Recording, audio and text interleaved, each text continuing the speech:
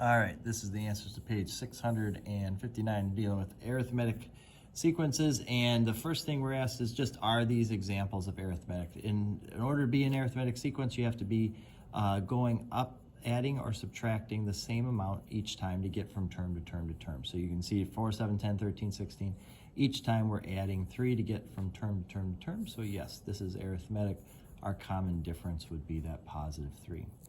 Whereas for number 4, to get from 80 to 40, you'd be subtracting 40, but then you subtract 20, then you subtract 10. You see that we're not subtracting the same amount. This is not arithmetic. We would say no on that.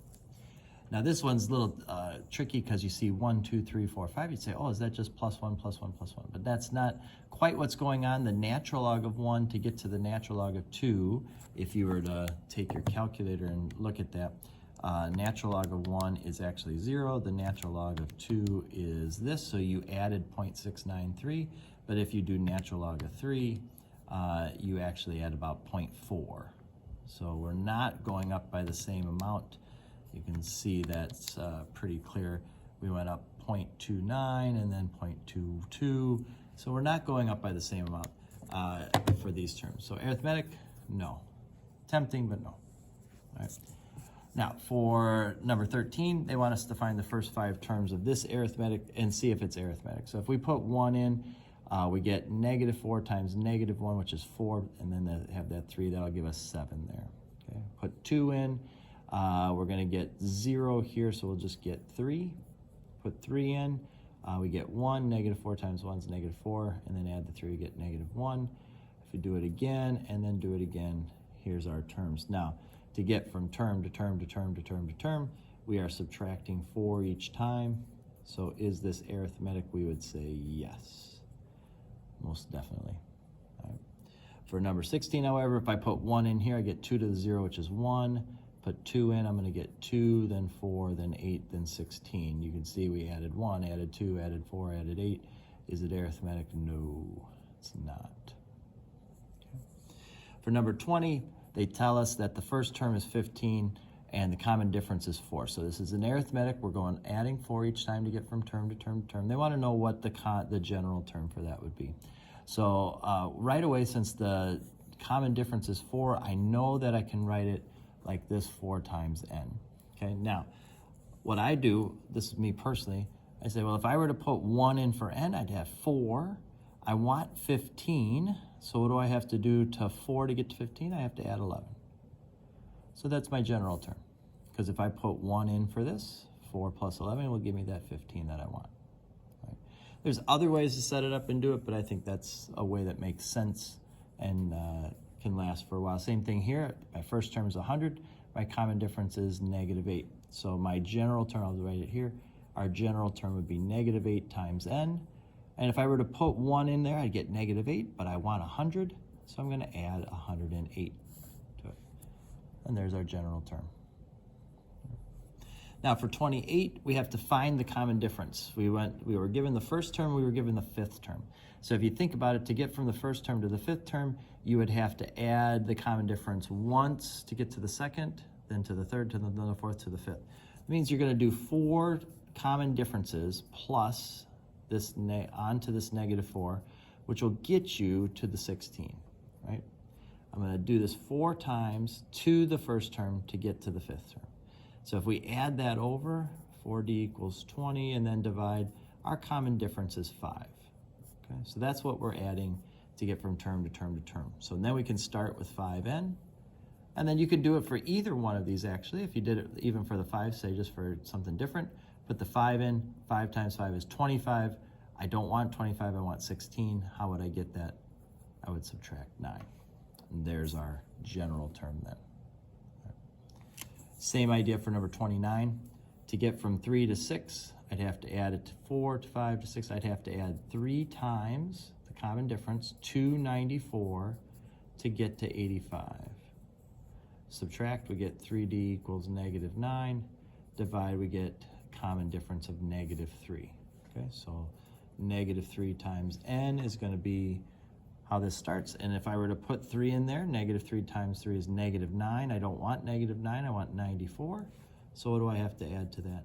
I have to add 103.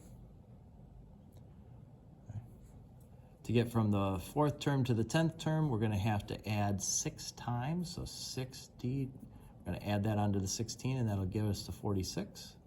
So if we subtract, we get 6d equals 30. So our common difference is 5.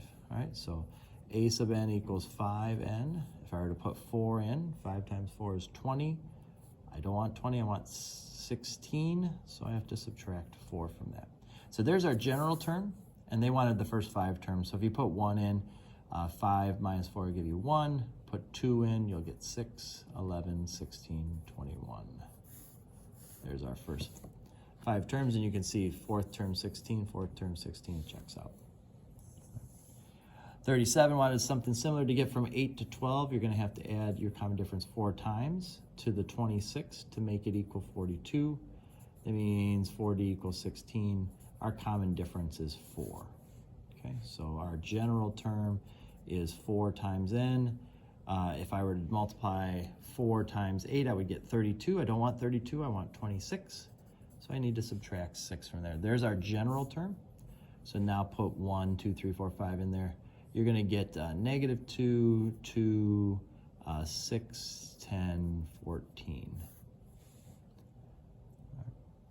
For number 40, they want the first 5 terms for this a recursive sequence. And what we're doing here is we're just adding 5 to get from one term to the next. So we start with 6, then add 5, then add 5, then add 5, then add 5. And there's our terms. All right, pretty straightforward. On this one, they gave us the first term, the second term. They want to know what the 9th term is. So let's come up with a quick general term. To get from 3 to 13, we added 10. So that's our common difference.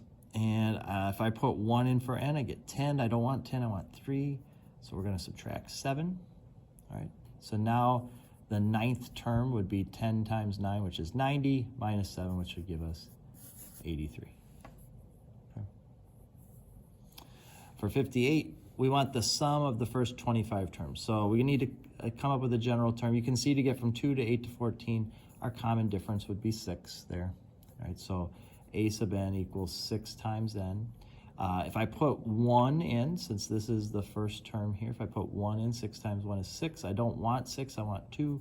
So my general term would be 4. Or I'm sorry, the general term would be 6n minus 4. Reason I want that is because I need the 25th term. So if I put 25 in here, 6 times 25 is 150 minus 4 is 146. All right, so now the sum of my first 25 terms will be the sum of the first term plus the 25th term divided by 2, and then times the number of terms. And it doesn't matter if you divide this by 2 or if you divide that by 2. We might have given you the formula the other way, but basically you're taking first plus last times number of terms and then divide by that. And if you do that for number 58, we should get a sum of 1,850.